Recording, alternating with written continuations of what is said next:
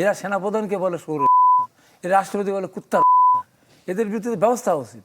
এই মুনাফিকদের জীবনে কোনো দলে না নেয়, সংসদের ভিতরে এই ধরনের অসভ্যতা করার অধিকার কারণ নেই। দাঁড়িপাল্লা যদি এরা ভোট না দেয়, আজকে তারা এই 70-এর উপর আসন তাদের তারা পায় না, 1-2 পায় না, তাদের আসন হয়তো 20টার নিচে। এদের ভোট না দিতে, এদের ভোট এই 8%, 9% থেকে ভোট কি এমন কাজ করলো তারা দেশের জন্য যে তারা 31%-এর উপর ভোট পেল? কি কাজ করেছে? না স্বাধীনতা যুদ্ধে তারা অবদান রেখেছে, না কোনো কাজ, কোনো এদের আন্দোলন সংগ্রাম, রাজপথে গণতন্ত্র, তেলের দাম বৃদ্ধি, গ্যাসের দাম বৃদ্ধি, বিদ্যুৎ লোডশেডিং বিরুদ্ধে একটা আন্দোলন, একটা মিছিলে গিয়ে এই 15.5 বছর একজন লোক তার মারা যায়নি।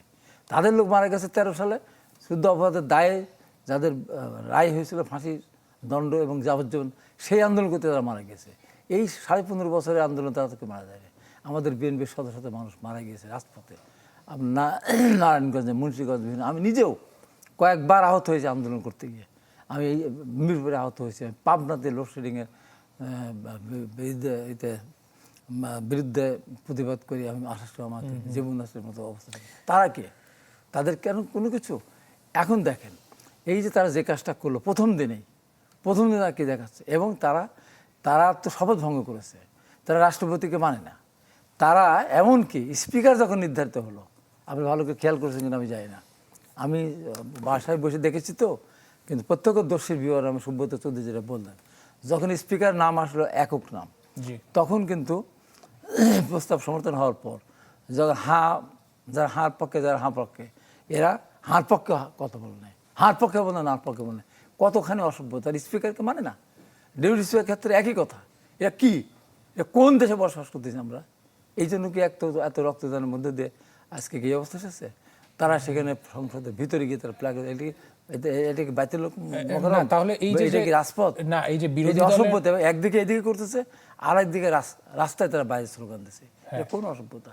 এরা সেনাপ্রধানকে বলে সৌরের বাচ্চা, এরা রাষ্ট্রপতি বলে কুত্তার বাচ্চা, এদের বিরুদ্ধে ব্যবস্থা উচিত। এবং যারা এই যে শপথ ভঙ্গ করেছে, রাষ্ট্রপতি শাহাবুদ্দিন তো না, উনি রাষ্ট্রপতি, উনি একটা প্রতিষ্ঠান, উনি একটা সাংবিধানিক প্রতিষ্ঠান, উনি রাষ্ট্রপতি, ওনার বিরুদ্ধে আপনি বলেন, বাইরে বলেন, আপনি সংসদের ভিতরে গিয়ে আপনি বলতে পারেন না। এই জন্য ওদের সংসদ সদস্য স্থগিত হয়ে যাওয়া উচিত। আমি মনে করি এদের বিরুদ্ধে ব্যবস্থা নেওয়া উচিত। আমি আমাদের দেশের প্রধানমন্ত্রীকে বলবো, দলের চেয়ারম্যানকে বলবো, এর জন্য দায়ী হলো 2টা গোষ্ঠী। একটা হলো এই আওয়ামী লীগের এই দুর্বৃত্তরা, যারা ভোট দিয়েছে, এই দাঁড়িপাল্লা এরা, আর বিএনপির ভিতরে মানে বিশ্বাসঘাতক, বেঈমান, মির্জাফর, মুনাফিক, এরা 79টা জায়গায় এরা প্রার্থী হয়েছিল এবং ভিতরে থেকে অনেকে ভোট দেয়নি। তা নাহলে 20টা আসন 20টা আসন পেত না।